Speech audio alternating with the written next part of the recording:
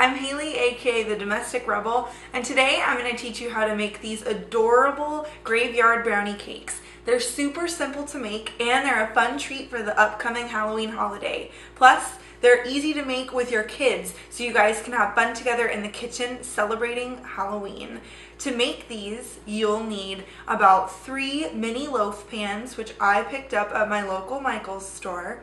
1 box of fudge brownie mix plus the ingredients on the back of the box, 1 can of chocolate frosting, about 1 cup of crushed Oreo cookies.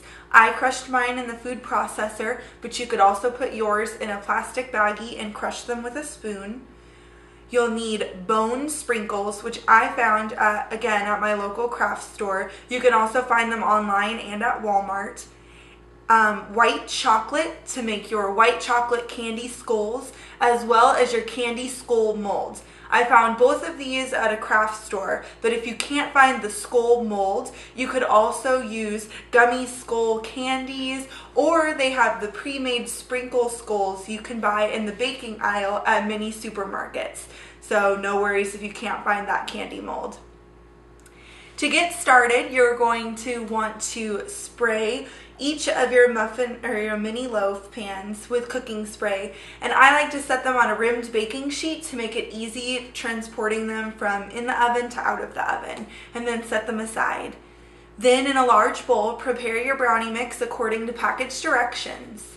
Once your brownie mix is formed into a nice batter, evenly distribute it among your loaf pans. You want it about 3/4 of the way full, that way you have plenty of room to stack on your frosting, your cookie crumbs, your sprinkles, and of course the candy skull. Once your brownie mix is in all of your loaf pans, bake them in a 350-degree oven for about 40 to 45 minutes, or until a toothpick inserted in the center comes out clean or with moist crumbs. Cool these guys completely, or you can always pop them in the freezer during the last part of cooling to help accelerate the process. Then it's time for assembly. Once your brownie cakes are completely cooled, take a small offset spatula or a knife and put a generous smear of chocolate frosting over the tops of your brownie cakes. Put as much as you like, honestly, it's completely up to you. Then put a generous sprinkle of crushed cookie crumbs over the tops. The key here is to make it look like dirt, so it doesn't need to be in an even layer. In fact, it looks better if it's a little messy because, hello, they're graveyards.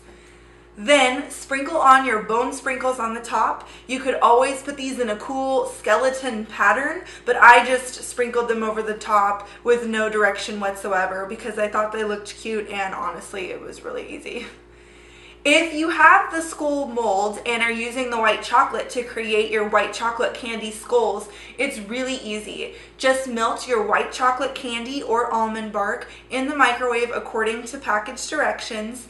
Spoon it into a piping bag or a sealed off Ziploc bag, snip off the tip, and pipe them evenly into the skull cavities. You're going to want to let these sit for about 15 to 20 minutes. I put mine in the fridge to help them harden, and they'll pop out just like that. You don't need cooking spray or anything. It's super easy. So once they're completely dried and you've popped them out, set them on the tops just like this to get the idea of it being a graveyard, like the skeleton is becoming unearthed from its grave. Again, if you can't find the skull cavity mold, or you don't want to go that extra step, you could try to find skull gummy candies, which I'm sure are out there right now since it's Halloween. Or you could go in the baking aisle and find those sprinkle skulls they usually have to put on top of cupcakes or birthday cakes. Those would work just the same. Or if you want to eliminate skulls completely, you're always welcome to just stick with the bone sprinkles, which would look still very spooky. Or you could make really cool tombstones with cookies. I like using Nutter Butter cookies when I make my tombstones and dip them in a little white chocolate to pipe on RIP or things like that. So it's really up to your imagination. These cakes are completely versatile, and either way they're delicious and so fun to make, especially for the holidays and especially with your kids if you have them. These graveyard brownie cakes are super simple to make, and I know you and your kids will have a blast making them. Plus, they're delicious and they're extra spooky, which is perfect for the upcoming Halloween holiday. For this complete recipe, as well as more fun Halloween and holiday related recipes, please visit my blog at thedomesticrebel.com. And thanks for stopping by. Bye. Halloween related and oh my god, I'm gonna punch myself in the fucking face. Okay.